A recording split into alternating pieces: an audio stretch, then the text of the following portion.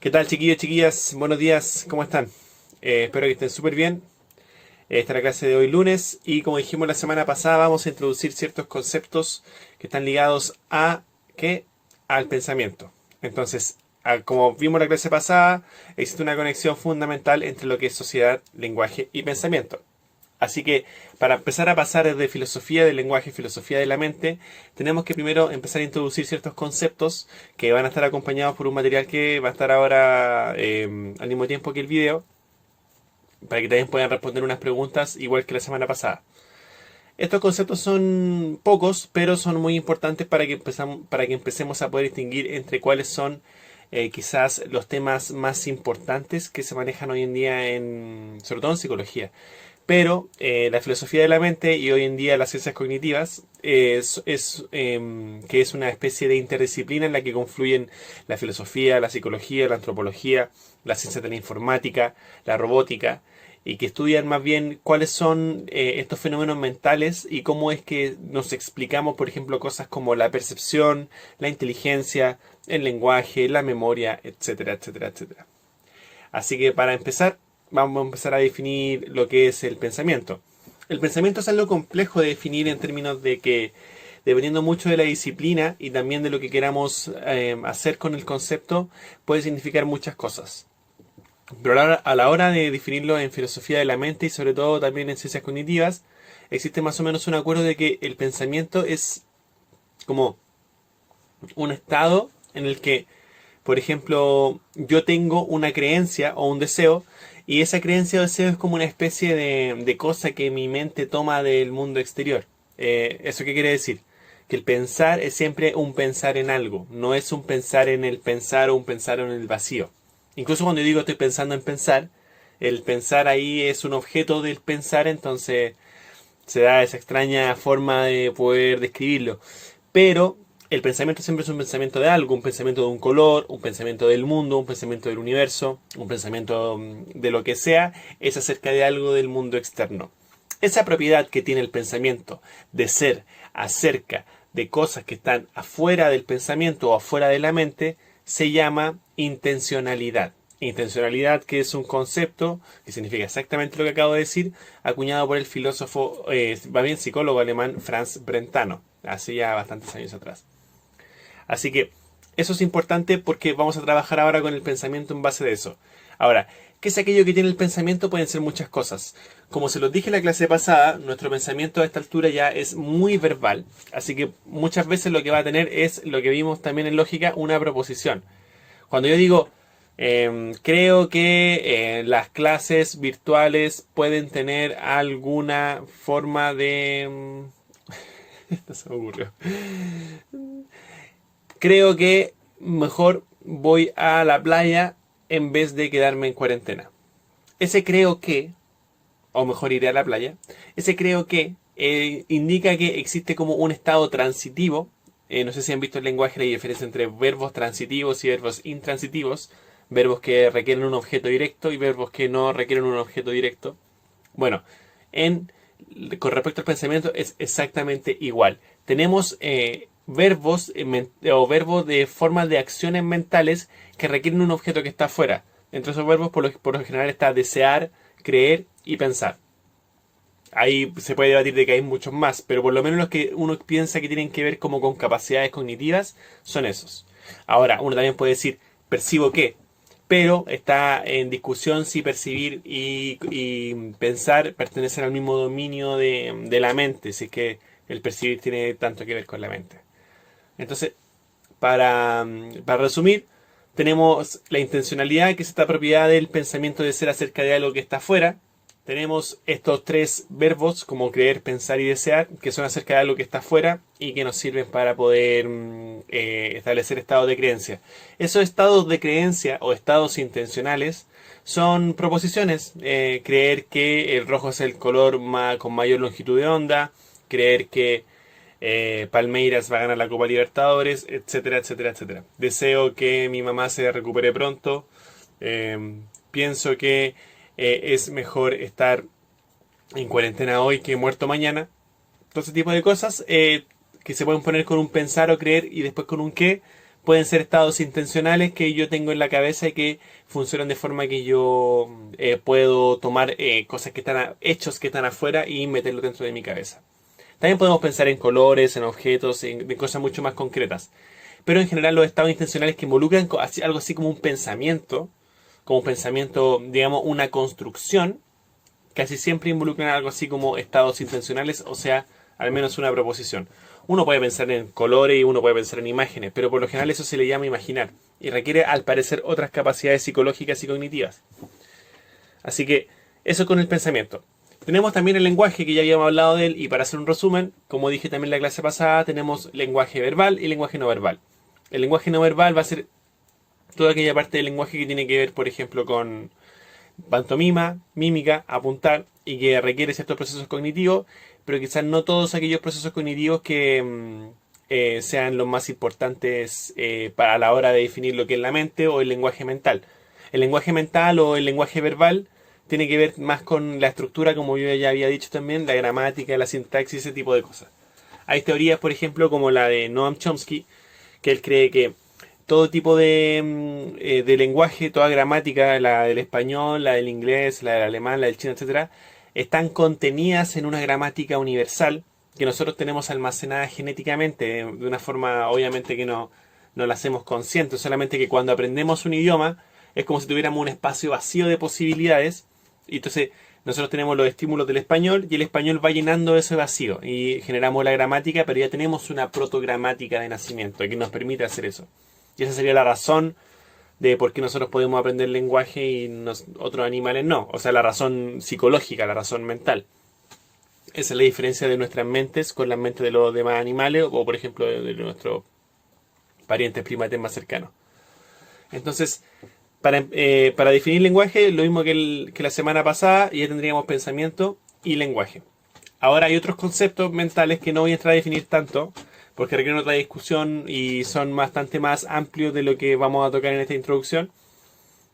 Por ejemplo, memoria, en la que la memoria también hay muchas formas de definirla.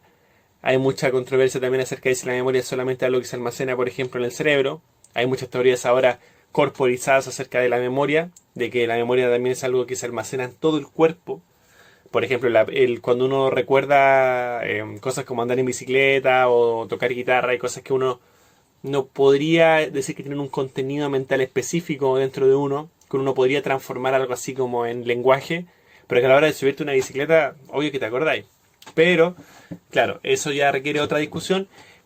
Igual se acepta que existen ciertos tipos de memoria como muy computacionales, en el sentido de que hay memoria a largo plazo, memoria a corto plazo, memorias que sirven para cosas diferentes. Con la memoria a largo plazo yo recuerdo periodos de mi infancia, recuerdo sueños que me marcaron. Con la memoria a corto plazo recuerdo cosas del momento, es como la memoria caché. Recuerdo cosas que pasaron hace 5 minutos y no más, después se desvanecen. Es un poco la memoria, por ejemplo, que se usa para los sueños, que ustedes sueñan algo y dicen, oh, me quiero acordar, y de repente ya se fue. Lamentablemente. Entonces, la memoria tiene harta forma de definirse, por lo menos hasta ahora se requieren se reconocen que existen al lo menos 3 tipos de memoria, así como concreta, que son la memoria a corto plazo, la memoria a largo plazo, y la que se conoce como memoria episódica, que sería una memoria que está entre medio de la memoria a largo plazo y la memoria a corto plazo, que nos sirve para recordar eventos largos, pero que no necesariamente están en el pasado. Así que por ahora tenemos esos 3 tipos de memoria y quedaría por definir lo que es la percepción. La percepción es un concepto o es un evento cognitivo controversial, porque hay mucha gente que cree que la percepción y la cognición son 2 cosas que están separadas. O sea, la cognición, para empezar a definir lo que son los procesos cognitivos, son todos aquellos eventos y procesos que están dentro de la mente y que tienen algún lugar y alguna importancia para poder desarrollar esto que es como la teoría mental. Me refiero a la memoria, me refiero al lenguaje mental, me refiero al pensamiento, etcétera, etcétera, etcétera, etcétera. Pero la percepción pareciera que no ocurre derechamente en la mente, sino que ocurre pareciera que del cuerpo hacia adentro. Entonces hay muchas teorías, por ejemplo, que dicen que la percepción es un proceso que está aparte de la cognición. ¿Qué quiere decir esto? Que yo percibo el mundo y después pienso, pero que yo no pienso como percibo el mundo. O sea, cuando yo huelo, siento, veo o toco, que son cosas que son los sentidos que me ayudan a percibir el mundo, eso no está permeado por mis creencias y por mis deseos. Eh, eso es muy controversial porque, por ejemplo, hay gente que cree que si yo me entreno, por ejemplo, escuchando música y estudio música clásica y jazz y todo ese tipo de cosas, después cuando escucho música, mi forma de percibir la música a través de mis oídos cambia. Pero ese cambio podría ser posterior a que la música como que entre en mi sistema perceptual y después pase a mis pensamientos o a procesos cognitivos más elevados. O puede ser que ya mis procesos perceptuales, mis sentidos están permeados por toda esa información que yo tengo en el cerebro y que de esa forma ya mi sentido, mi percibir ese tipo de cosas cambia. Entonces tenemos teorías que dicen que la percepción es parte de la cognición, que esas creencias y deseos afectan directamente a lo que yo voy a percibir, y otras teorías que dicen que uno puede percibir, pero que a pesar de lo que uno sepa o de lo que uno desee o de las cosas que uno crea, eso más bien tiene lugar después de que uno percibe, no se juntan en ninguna parte. De ninguna forma esas creencias y deseos van a cambiar el contenido de esa información perceptual. Entonces, tenemos gente que cree que la percepción es parte de la cognición, como resumen, y gente que cree que la cognición y la percepción están separadas. En el caso de la inteligencia, que es algo que estábamos discutiendo también la semana pasada, también es un término muy como difícil de definir. Por lo general la inteligencia se cree que es aquel proceso en el que uno ejecuta una conducta y esa conducta es efectiva para las necesidades que yo tengo en ese momento. O sea, mientras más efectiva sea mi conducta, más inteligente soy. Entonces, pareciera que la inteligencia puede ser algo totalmente concreto o puede ser algo muy abstracto, como lo que definió Aristóteles, que más bien la inteligencia radica en simplemente tener lenguaje y poder pensar así como pensamos nosotros. Pero eso es controversial porque nosotros mismos, por ejemplo, creemos que hay gente que no es inteligente o que no demuestra mucho su inteligencia. Por lo tanto, la definición de inteligencia es complicada. En general, cuando se habla de teorías de la mente, existen por lo menos dos teorías que hoy están en boga en filosofía de la mente o en ciencias cognitivas, que es como se llama esta interdisciplina que les acabo de mencionar. Como a modo de resumen, en los años 50, 1950, había mucha controversia con respecto a qué era lo que se había que investigar con respecto a los eventos mentales como el pensamiento, la mente, la inteligencia, y que se sabía muy poco en ese momento. No había neurociencias, por ejemplo. No había mucha investigación acerca del cerebro. Entonces, muchos expertos se juntaron en una conferencia llamada la Conferencia de Dartmouth e iniciaron esta como retribución investigativa de muchos campos de muchas disciplinas para poder dilucidar de qué se trataban estos fenómenos mentales, ya en términos sociales, en términos psicológicos, en términos biológicos, etcétera. Entonces, las ciencias cognitivas son muy importantes hoy en día porque son quizás la principal interdisciplina que se encarga de investigar todos estos eventos hasta hoy en día. Incluso está muy ligado a lo que es la inteligencia artificial. A partir de eso, hay un montón de teorías acerca de la mente que van a ir disputando más bien qué es lo que es la mente, hasta lo que tenemos hoy en día como la disputa entre lo que son las teorías computacionales de la mente y las teorías corporizadas de la mente. ¿Qué quiere decir esto a grandes rasgos? Es que las teorías computacionales acerca de la mente van a pensar que, o van a decir que ellos creen que con argumentos, que la mente es un computador en sus cosas más esenciales. La mente tiene memoria, la mente tiene procesamiento simbólico, procesa símbolos, la mente se encarga más bien de tomar ciertos perceptos, cosas que pasan afuera, y transformarlos en información cognitiva o en símbolos que tienen algún contenido. En cambio, existen estas otras personas que son los corporizados o la gente que cree en la mente y el cuerpo como una sola cosa, no en la mente separada del cuerpo, que los computacionalistas más bien creerían que es la mente la que está encargada de, como de forma concreta del cerebro, el que está encargado de la mayor parte del trabajo cognitivo, y el cuerpo más bien cumple un rol secundario en ese tipo de cosas. La gente que cree en la mente corporizada, ellos creen que más bien la mente y el cuerpo son inseparables de forma metodológica y de forma metafísica. Entonces siempre están unidos, siempre están conectados, siempre están dándose información. La mente y el cuerpo son casi siempre la misma cosa. No hay mucho que decir aparte de eso que pueda uno pensar que la mente es totalmente aparte.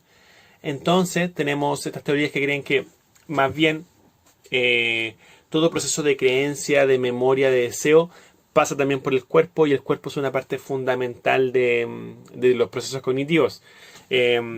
Aquí personalmente yo me encuentro más inclinado a creer esto, solo porque es muy común que hay cosas que se le escapan, sobre todo al pensamiento, y que el cuerpo pareciera que sabe o que tiene un conocimiento que radica en la historia del cuerpo, que va más allá, por ejemplo, de lo que nosotros podamos pensar, lo que les acabo de decir, conocimientos como andar en bicicleta que nunca se olvidan, a pesar de que ustedes crean que sí. O hay procesos que se ayudan, que ustedes pueden ayudar a pensar mejor solamente ocupando el cuerpo. Si ustedes intentan hacer una suma o una multiplicación muy larga en la cabeza, les va a costar un montón. Pero si la escriben y la pueden ver, su proceso cognitivo mejora un montón. Su rendimiento mejora mucho. Eso quiere decir que incluso se vuelven seres más inteligentes cuando ustedes aplican el cuerpo. Entonces, creo que es más concreto esta teoría que la teoría de la mente como un computador. Ahora, hasta hoy en día la teoría de la mente como un computador es la que tiene más adeptos y la que se investiga más. La verdad es que esta teoría ha tenido muchos buenos réditos los últimos 50 años, sobre todo porque ha estado en boga todo esto de lo que es como la teoría computacional, el desarrollo de la computación. Entonces, neurolingüística, imagínense, ingeniería informática, todo ese tipo de disciplinas que apoyan el desarrollo de las computadoras han beneficiado que la teoría de la mente como un computador tenga mayor peso. Además, ha habido mucha más investigación al respecto.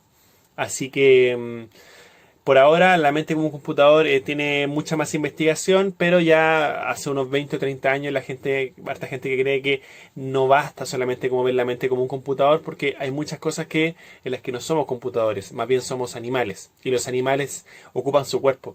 Esa sería la parte fundamental de la diferencia entre ver la mente como un computador, que es algo sin cuerpo, y ver la mente como nosotros los animales biológicos la tenemos, que es inserta en este cuerpo, que al parecer es una parte fundamental, si es que no es lo mismo que nuestra mente. Así que bien, yo sé que fue mucha información, por eso es que les voy a dejar la guía de resumen. Hay unas preguntas ahí que tienen que responder, no se las voy a decir para que sea sorpresa. Van a estar tanto en el Word como en el quiz. En el Word van a estar para que sepan cuáles son, pero por favor respóndanmela en el quiz, ¿va? Así que les dejo un abrazo grande, chiquillos, que estén súper bien y cuídense, nos vemos el jueves.